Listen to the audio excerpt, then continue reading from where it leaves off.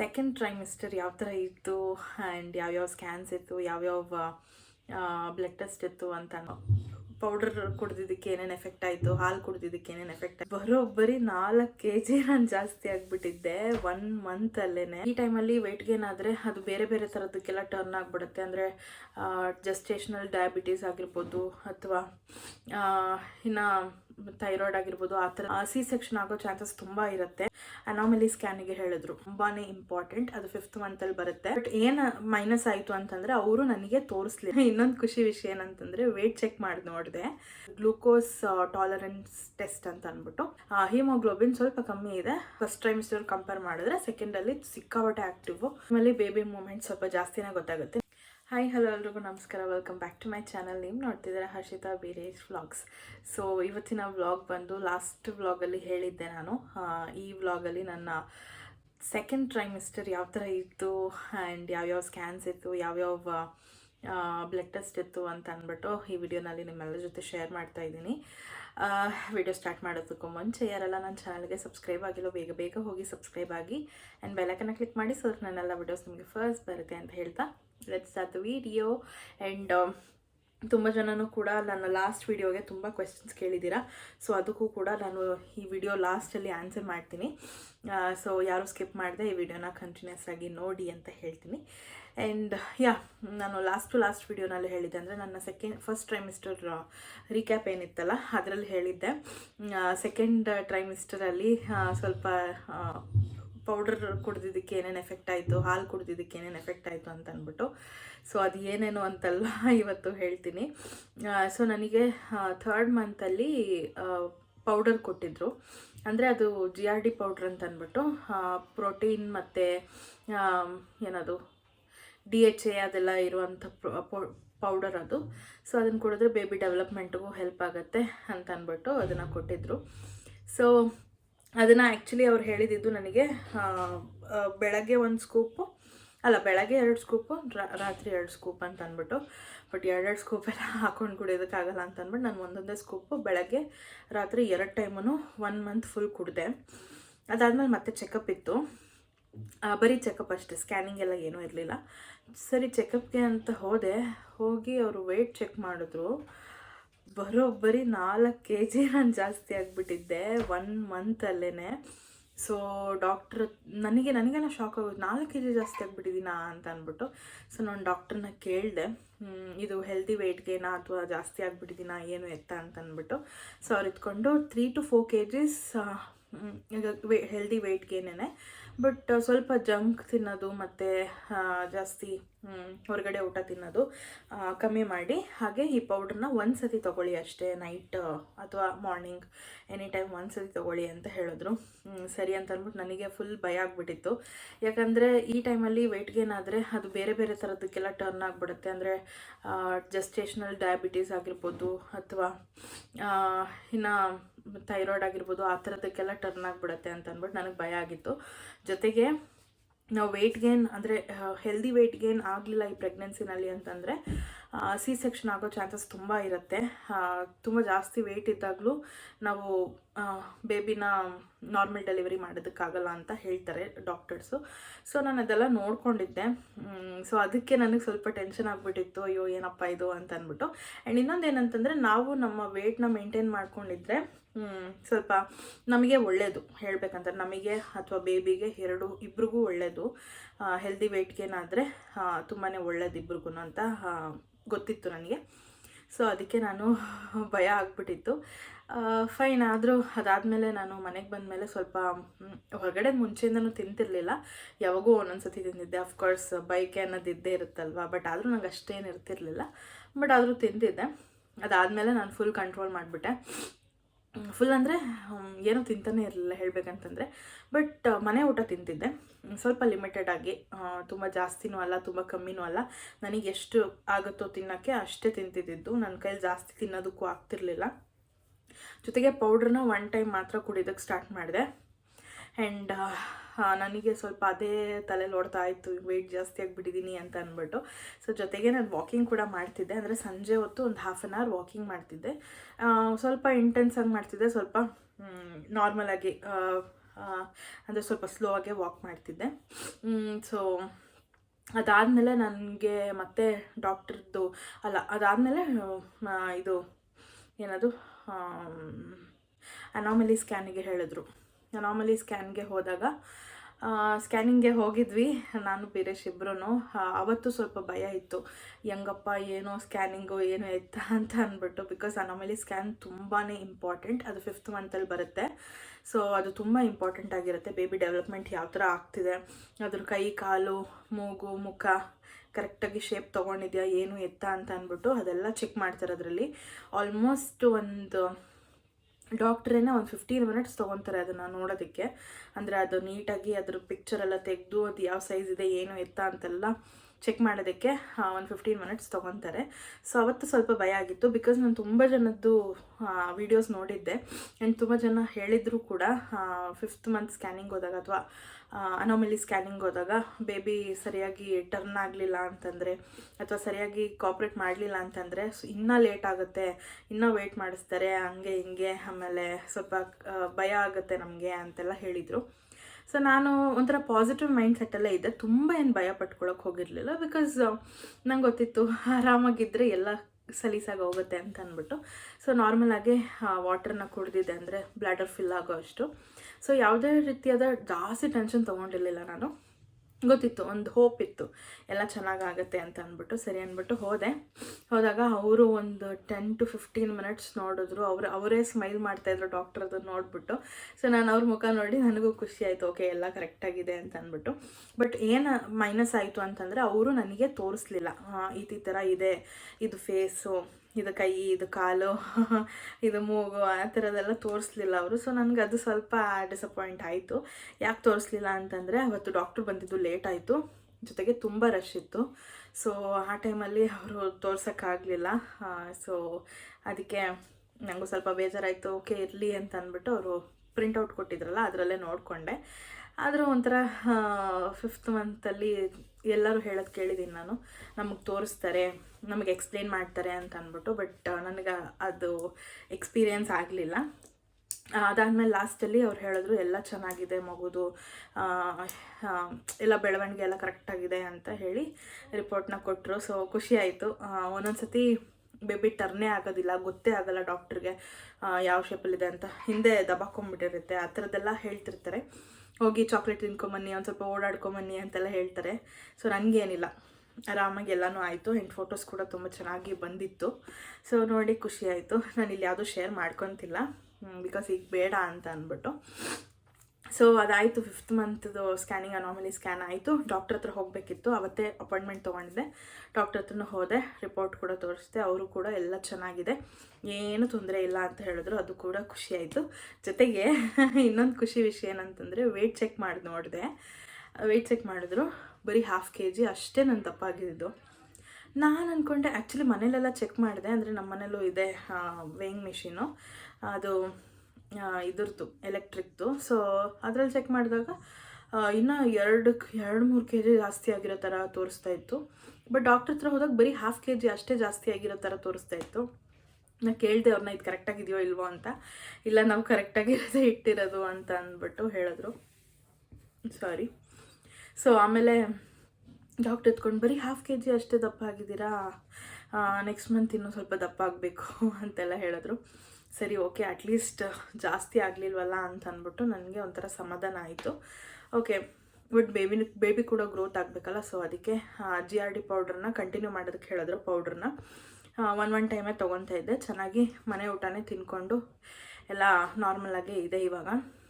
And ಅದಾದಮೇಲೆ ಇನ್ನೇನು ಹೇಳಿದ್ರು, ಅವತ್ತಿನ ದಿನವೇ ನನಗೆ ಬ್ಲಡ್ ಟೆಸ್ಟ್, ಯಾವುದದು ಗ್ಲೂಕೋಸ್ ಟೆಸ್ಟ್ ಬರ್ಕೊಟ್ರು ನೆಕ್ಸ್ಟ್ ಮಂತಿಗೆ. ಅಂದರೆ ಒಂದು 6th ಮಂತ್ ಕಂಪ್ಲೀಟಾಗಿ 7th ಮಂತ್ ರನ್ನಿಂಗಿಗೆ ಅವರು ಬ್ಲಡ್ ಟೆಸ್ಟ್ನ ಬರ್ಕೊಟ್ಟಿದ್ದು. ಸೊ ಅಂದರೆ ಇನ್ನೂ 3rd ಟ್ರೈಮಿಸ್ಟರ್ ನಾನು ಎಂಟರ್ ಆಗಿರಲಿಲ್ಲ. ಆವಾಗಲೇ ಬ್ಲಡ್ ಟೆಸ್ಟ್ ಮಾಡಿಸ್ಬೇಕು ಅಂತ ಹೇಳಿದರು. ಸೊ ಬ್ಲಡ್ ಟೆಸ್ಟ್ ಕೂಡ ಮಾಡಿಸಾಯಿತು. ಅಂದರೆ ಗ್ಲೂಕೋಸ್ ಟಾಲರೆನ್ಸ್ ಟೆಸ್ಟ್ ಅಂತ ಅಂದ್ಬಿಟ್ಟು. ಸೊ ಅದು ಪ್ರತಿಯೊಬ್ಬರಿಗೂ ಮಾಡಿಸ್ತಾರೆ. ಒಂದು 5 to 6 ಮಂತ್ಸ್ ಇದ್ದಾಗ ಮಾಡೋಕ್ಕೆ ಹೇಳ್ತಾರೆ. ಯಾಕೆ ಅಂತಂದರೆ ಅದರಲ್ಲಿ ಡಯಾಬಿಟೀಸ್ ಏನಾದರೂ ಬಂದಿದೆಯಾ ಅಥವಾ ಥೈರಾಯ್ಡ್ ಏನಾದರೂ ಇದೆಯಾ ಅಂತ ಅಂದ್ಬಿಟ್ಟು ಚೆಕ್ ಮಾಡ್ತಾರೆ. ಮತ್ತು ನಮ್ಮದು ಹಿಮೋಗ್ಲೋಬಿನ್ ಲೆವೆಲ್ ಎಷ್ಟಿದೆ ಅಂತೆಲ್ಲ ಚೆಕ್ ಮಾಡ್ತಾರೆ. ಸೊ ಅದ್ರ ಬೇಸಿಸ್ ಮೇಲೆ ನಮಗೆ ಅವರು ಮುಂದೆ ಮೆಡಿಕೇಷನ್ಸ್ನ ಕೊಡೋದಕ್ಕೆ ಸ್ಟಾರ್ಟ್ ಮಾಡ್ತಾರೆ. ಸೊ ನಂದು ಕೂಡ ಆಯಿತು ಆ ಟೆಸ್ಟು, ಅದು ಕೂಡ ತುಂಬಾ ಚೆನ್ನಾಗಾಯಿತು. ಸೊ ಅದರದ್ದು ರಿಪೋರ್ಟ್ನ ತೊಗೊಂಡು ನಾನು ಮತ್ತೆ ಡಾಕ್ಟ್ರ್ ಹತ್ರ ಹೋಗಿದ್ದೆ. ಅವ್ರು ಇದ್ಕೊಂಡು ಎಲ್ಲ ನಾರ್ಮಲ್ ಆಗಿದೆ, ಬಟ್ ನೀರು ಜಾಸ್ತಿ ಕುಡೀರಿ, ಆಮೇಲೆ ಹಿಮೋಗ್ಲೋಬಿನ್ ಸ್ವಲ್ಪ ಕಮ್ಮಿ ಇದೆ, ನಾನು ಐರನ್ ಟ್ಯಾಬ್ಲೆಟ್ಸ್ ಕೊಡ್ತೀನಿ ಅಂತ ಅಂದ್ಬಿಟ್ಟು ಅದನ್ನು ಕೂಡ ಇನ್ಕ್ರೀಸ್ ಮಾಡಿದ್ದಾರೆ. ಸೊ ನೋಡಬೇಕು ನೆಕ್ಸ್ಟ್ ಮಂತ್ಗೆ ಎಷ್ಟಾಗಿರುತ್ತೆ ಹಿಮೋಗ್ಲೋಬಿನ್ ಅಂತ. ನನಗೆ ಅದೇ ಒಂದು ಭಯ ಆಗಿಬಿಟ್ಟಿದೆ. ಹಂಗೂ ನಾನು ಪೊಮೊಗ್ರಾನೆಟು ಮತ್ತು ಆ್ಯಪಲ್ ಅದೆಲ್ಲ ತೊಗೊತಾ ಇದ್ದೀನಿ, ಬಟ್ ಏನೋ ಗೊತ್ತಿಲ್ಲ ಈ ಟೈಮಲ್ಲಿ ಹಾಗೆ ಅಂತೆ, ಬಿಕಾಸ್ ಬೇಬಿಗೂ ಕೂಡ ಬ್ಲಡ್ ಸರ್ಕ್ಯುಲೇಷನ್ ಆಗ್ತಾ ಇರೋದ್ರಿಂದ ಈ ಟೈಮಲ್ಲಿ ಹಾಗೆ ಅಂತ ಎಲ್ಲರೂ ಹೇಳ್ತಾರೆ. ಸೊ ಡಾಕ್ಟ್ರೂ ಏನು ಅಷ್ಟೊಂದೇನು ತಲೆ ಕೆಡಿಸ್ಕೊಳ್ಳೋ ಅವಶ್ಯಕತೆ ಇಲ್ಲ ಅಂತ ಹೇಳಿದ್ರು. So I am fine.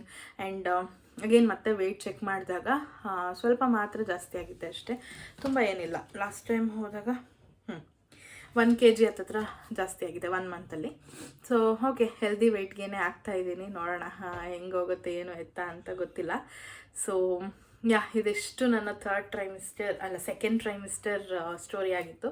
And ಈ ಟೈಮಲ್ಲಿ ಯಾವ ಥರ ಫೀಲ್ ಆಗ್ತಿತ್ತು ನನಗೆ ಅಂತಂದರೆ ತುಂಬ ಆ್ಯಕ್ಟಿವ್. ಓ ಮೈ ಗಾಡ್, ನನಗೆ ಎಷ್ಟು ಆ್ಯಕ್ಟಿವ್ ಆಗಿದ್ದೆ ಅಂತಂದರೆ ಮಧ್ಯಾಹ್ನದ ಹೊತ್ತು ನಿದ್ದೆ ಮಾಡ್ತಿರ್ಲಿಲ್ಲ, ರಾತ್ರಿ ಹೊತ್ತು ನಿದ್ದೆ ಬರ್ತಿರ್ಲಿಲ್ಲ, ರಾತ್ರಿ ಯಾಕಾದರೂ ಆಗುತ್ತೋ ಅಂತ ಅನ್ನಿಸ್ತಿತ್ತು. ಸೊ ಅಷ್ಟು ಆ್ಯಕ್ಟಿವ್ ಆಗಿರ್ತಿದ್ದೆ ನಾನು. ಬೆಳಗ್ಗೆ ಹೊತ್ತು ಅಷ್ಟೇ ತುಂಬ ಆ್ಯಕ್ಟಿವ್ ಆಗಿರ್ತಿದ್ದೆ. ಟಿಫನ್ ಮಾಡೋದ್ರಿಂದ ಹಿಡಿದು ಅಥವಾ ಪಾತ್ರೆ ತೊಳೆಯೋದು ಅಥವಾ ಅಡುಗೆ ಮಾಡೋದು ಎಲ್ಲ ಪ್ರತಿಯೊಂದೂ ಸುಮ್ಮನೆ ಕುತ್ಕೊಳ್ಳೋಕ್ಕಂತೂ ಆಗ್ತಾನೇ ಇರಲಿಲ್ಲ. ಸೊ ತುಂಬ ಆ್ಯಕ್ಟಿವ್ ಆಗಿದ್ದೆ ಸೆಕೆಂಡ್ ಟ್ರೈಮಿಸ್ಟರಲ್ಲಿ. ಫಸ್ಟ್ ಟ್ರೈಮಿಸ್ಟರ್ ಕಂಪೇರ್ ಮಾಡಿದ್ರೆ ಸೆಕೆಂಡಲ್ಲಿ ಸಿಕ್ಕಾಪಟ್ಟೆ ಆ್ಯಕ್ಟಿವು. ಇದಿಷ್ಟು ಸಿಮ್ಟಮ್ಸ್ ಆಗಿತ್ತು. ಜೊತೆಗೆ ನನಗೆ ಊಟ ಸ್ವಲ್ಪನೇ ಸೇಮ್ ಫಸ್ಟ್ ಟ್ರೈಮಿಸ್ಟರ್ ಥರನೇ ಸ್ವಲ್ಪನೇ ಸೇರ್ತಿತ್ತು, ಜಾಸ್ತಿ ಎಲ್ಲ ಸೇರ್ತಿರ್ಲಿಲ್ಲ. ಆ್ಯಂಡ್ ಹೊರಗಡೆ ಐಟಮ್ ತಿನ್ನಬೇಕು ಅಂತ ಅನ್ನಿಸ್ತಿರ್ಲಿಲ್ಲ, ಜಂಕ್ ತಿನ್ನಬೇಕು ಅಂತ ಅನ್ನಿಸ್ತಿರ್ಲಿಲ್ಲ. ಮನೆ ಊಟನೇ ತಿನ್ಕೊಂಡು ಆರಾಮಾಗಿದ್ದೆ ನಾನು. ಜೊತೆಗೆ ಇನ್ನು ಏನೇನು ಆಗ್ತಿತ್ತು ಅಷ್ಟೇ, ಸ್ವಲ್ಪ ಇಲ್ಲಿ ಮೇಲ್ಗಡೆ ಹೊಟ್ಟೆ ಒಂಚೂರು ನೋವ್ತಿತ್ತು. ಅಂದರೆ ಅದು ಬೇಬಿ ಗ್ರೋತ್ ಆಗ್ತಿರೋದ್ರಿಂದ ಕಂಪ್ರೆಸ್ ಆಗುತ್ತಲ್ಲ, ಸೊ ಅದೆಲ್ಲ ಇಂಟೆಸ್ಟೈನ್ ಎಲ್ಲ ಸ್ವಲ್ಪ ನೋವ್ತಾ ಇತ್ತು. ಬಟ್ ಆದರೂ ಮಲಗೋದಕ್ಕೆ ಕಷ್ಟ ಆಗ್ತಿತ್ತು. ಈ ಥರದ್ದೆಲ್ಲ ಇದೆ.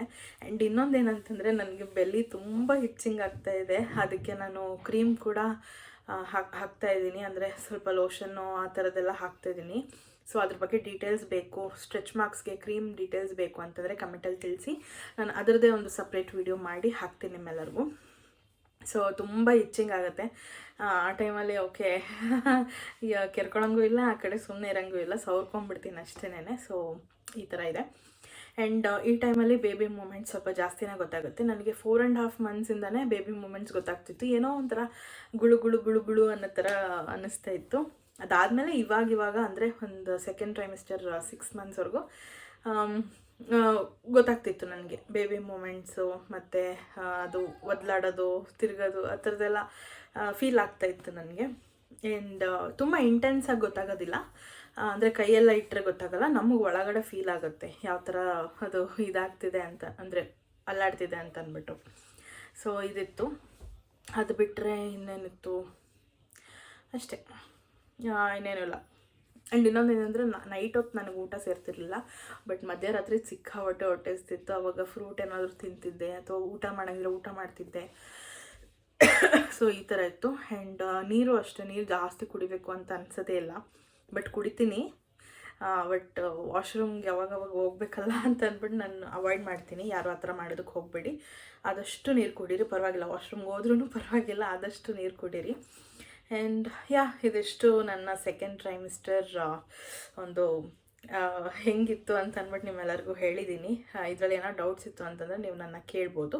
ಆ್ಯಂಡ್ ಇವಾಗ ಸ್ವಲ್ಪ ಕ್ವೆಶನ್ಸ್ ಇದೆ, ಅದಕ್ಕೆ ಆನ್ಸರ್ ಮಾಡಿಬಿಡೋಣ. 5 ಮಿನಿಟ್ಸಲ್ಲಿ ಆನ್ಸರ್ ಮಾಡಿಬಿಡ್ಬೇಕು, ಯಾಕಂದರೆ ವಿಡಿಯೋ ತುಂಬ ಲಾಂಗ್ ಆಗಿಬಿಟ್ರೆ ಏನೋ ನಿಮಗೆಲ್ಲ ಬೋರ್ ಆಗುತ್ತೆ. ಸೊ ಅದಕ್ಕೆ. ಸೊ ಫಸ್ಟ್ ಕ್ವೆಶ್ಚನ್, ಎಷ್ಟು ತಿಂಗಳು ನಿಮಗೆ ಅಂತ ಕೇಳಿದ್ದಾರೆ. ಸೊ ಇವಾಗ ಸದ್ಯಕ್ಕೆ ನನಗೆ 7 ರನ್ನಿಂಗ್. ಆ್ಯಂಡ್ ಮದುವೆ ಆಗಿ ಎಷ್ಟು ವರ್ಷ ಆಯಿತು? ನನಗೆ ಮದುವೆ ಆಗಿ 4 ಇಯರ್ಸ್ ಕಂಪ್ಲೀಟ್ ಆಯಿತು. ಈ ಮಂತ್ಗೆ 4 ಇಯರ್ಸ್ ಕಂಪ್ಲೀಟ್ ಆಗಿದೆ. ಆಮೇಲೆ ಪ್ರೆಗ್ನೆನ್ಸಿ ಟೈಮ್ ಉಸಿರಾಡೋಕ್ಕೆ ಸ್ವಲ್ಪ ಕಷ್ಟ ಆಗುತ್ತೆ, ಉಸಿರು ಗಟ್ಟಿಯಾಗಿ ಹಿಡ್ಕೊಂಡಾಗುತ್ತೆ. ಎಸ್, ಹೌದು. ಪ್ರೆಗ್ನೆನ್ಸಿ ಟೈಮಲ್ಲಿ ಉಸಿರು ಜಾಸ್ತಿ ಆಡೋದಕ್ಕಾಗಲ್ಲ. ಬಿಕಾಸ್ ಏನಕ್ಕೆ ಅಂತಂದರೆ ನಮ್ಮದು ಲಂಗ್ಸ್ ಏನಿದೆಯಲ್ಲ ಅದು ಕಂಪ್ರೆಸ್ ಆಗ್ತಾ ಹೋಗುತ್ತೆ, ಬೇಬಿ ಡೆವಲಪ್ ಆಗ್ತಾ ಆಗ್ತಾ ಕಂಪ್ರೆಸ್ ಆಗ್ತಾ ಹೋಗುತ್ತೆ. ಸೊ ಅದಕ್ಕೆ ಸ್ವಲ್ಪ ನಮಗೆ ಉಸಿರಾಡೋದಕ್ಕೆ ಕಷ್ಟ ಆಗುತ್ತೆ, ಹಿಡ್ಕೊಂಡಂಗೆ ಆಗುತ್ತೆ. ಸೊ ಆ ಟೈಮಲ್ಲಿ ಸ್ವಲ್ಪ ಬ್ರೀತಿಂಗ್ ಎಕ್ಸಸೈಸಸ್ನ ಕಲ್ತ್ಕೊಂಡು ಅದನ್ನು ಪ್ರಾಕ್ಟೀಸ್ ಮಾಡೋದ್ರಿಂದ ತುಂಬ ಹೆಲ್ಪ್ಫುಲ್ ಅಂತ ನಾನು ಹೇಳ್ತೀನಿ. ಓಕೆನಾ. Next, frequent urination and breast soreness ಇತ್ತ early pregnancy symptoms. Early pregnancy symptoms ನನಗೆ ಅಷ್ಟೊಂದೇನು ಗೊತ್ತಾಗಲ್ಲ, ಬಿಕಾಸ್ ನನಗೆ ಅರ್ಲಿಯಾಗಿ ಪ್ರೆಗ್ನೆಂಟ್ ಆಗಿದ್ದೀನಿ ಅಂತ ಗೊತ್ತಾಗೋಯಿತು ನನಗೆ. ಸೊ ಫ್ರೀಕ್ವೆಂಟ್ ಯೂರಿನೇಷನ್ನು ನನಗೆ ಅದಾದಮೇಲೆ ಬಂತು, ಬ್ರೆಸ್ಟ್ ಸೋರ್ನೆಸ್ ಕೂಡ ಅದಾದಮೇಲೆ ನನಗೆ ಗೊತ್ತಾಗಿದ್ದು. So yeah, it is early pregnancy symptoms.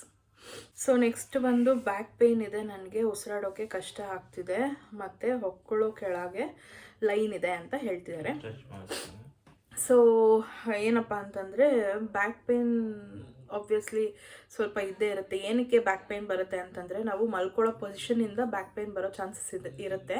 Because ನಾವು ಸ್ಟ್ರೇಟಾಗಿ ಬ್ಯಾಕ್ ಅಂದರೆ ನಾವು ನಮ್ಮ ಮುಖ ಮಾಡೋ ಥರ ಮಲ್ಕೊಂಡ್ರೆ ಬೇಬಿ ವೆಯ್ಟ್ ಎಲ್ಲ ಬಂದು ಬ್ಯಾಕ್ ಬೋನ್ಗೆ ಬೀಳುತ್ತೆ. ಆವಾಗ ಪ್ರೆಷರ್ ಜಾಸ್ತಿಯಾಗಿ ಬ್ಯಾಕ್ ಅಂದರೆ ಬ್ಯಾಕ್ ಏಕ್ ಬರೋದು ತುಂಬ ಜಾಸ್ತಿ ಆಗೋ ಚಾನ್ಸಸ್ ಇರುತ್ತೆ. ಸೊ ನೀವೇನು ಮಾಡಿ, ಲೆಫ್ಟ್ ಸೈಡ್ಗೆ ತಿರ್ಕೊಂಡು ಮಲ್ಕೊಳ್ಳೋದನ್ನ ಪ್ರಾಕ್ಟೀಸ್ ಮಾಡಿ, ಆವಾಗ ಸ್ವಲ್ಪ ಕಮ್ಮಿ ಆಗುತ್ತೆ.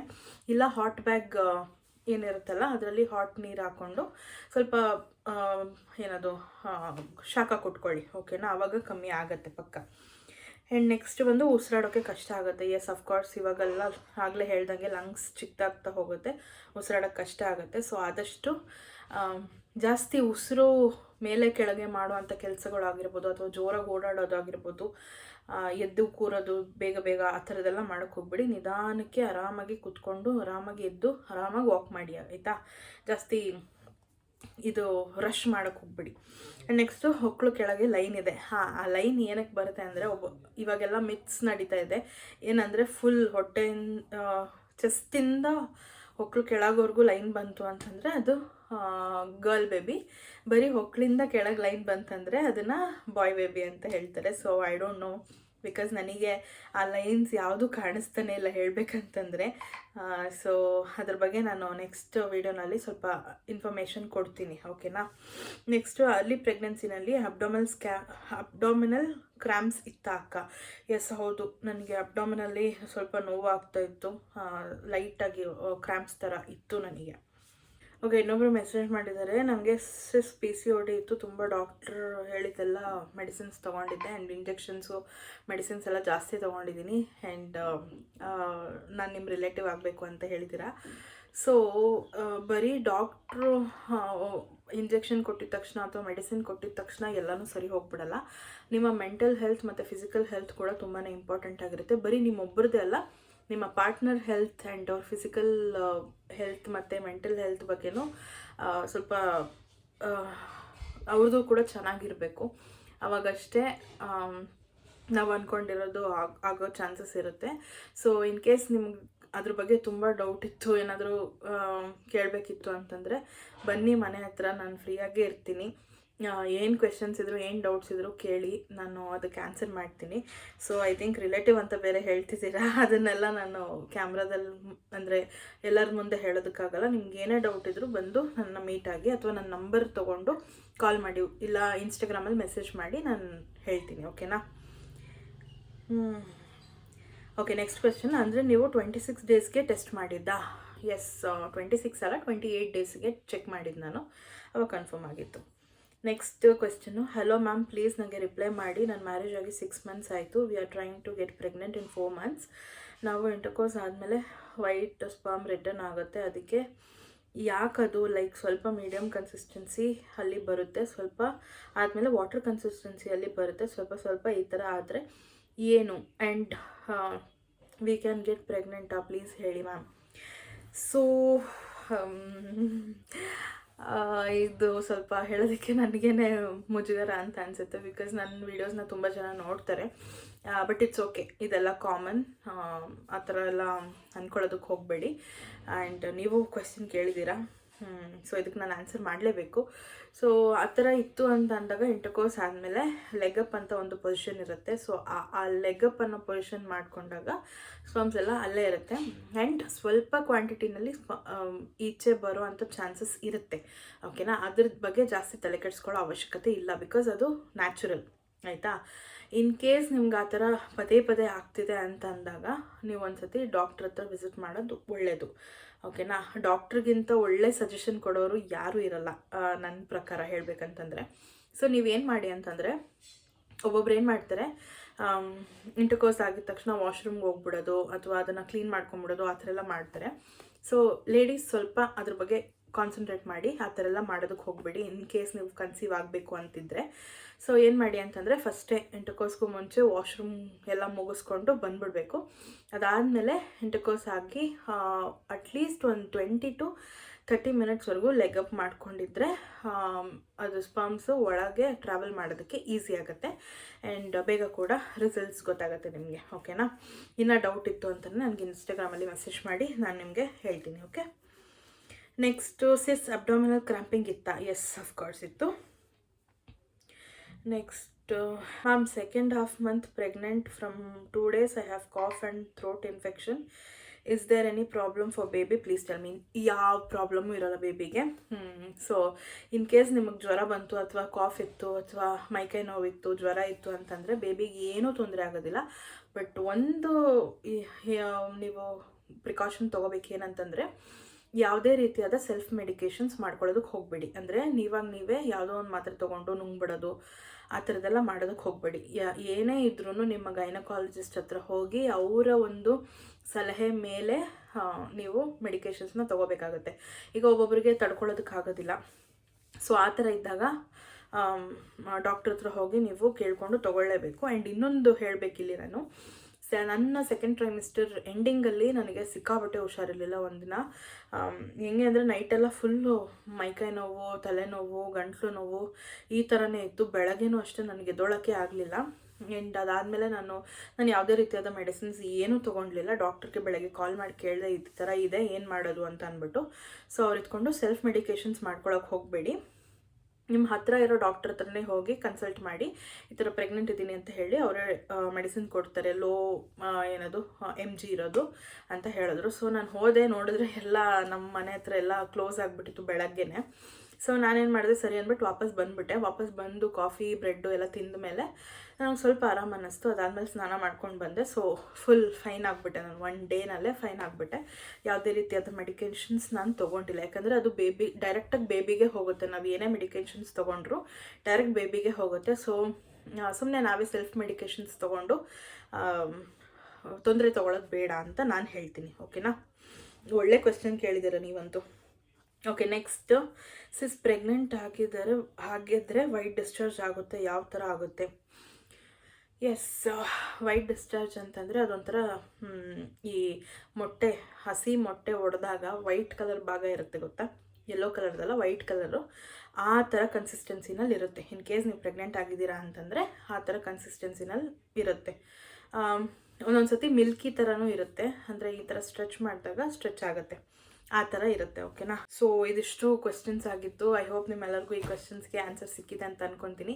ಇನ್ನು ಏನಾದ್ರು ಡೌಟ್ಸ್ ಇದ್ದರೆ ನನಗೆ ಕಮೆಂಟಲ್ಲಿ ತಿಳಿಸಿ.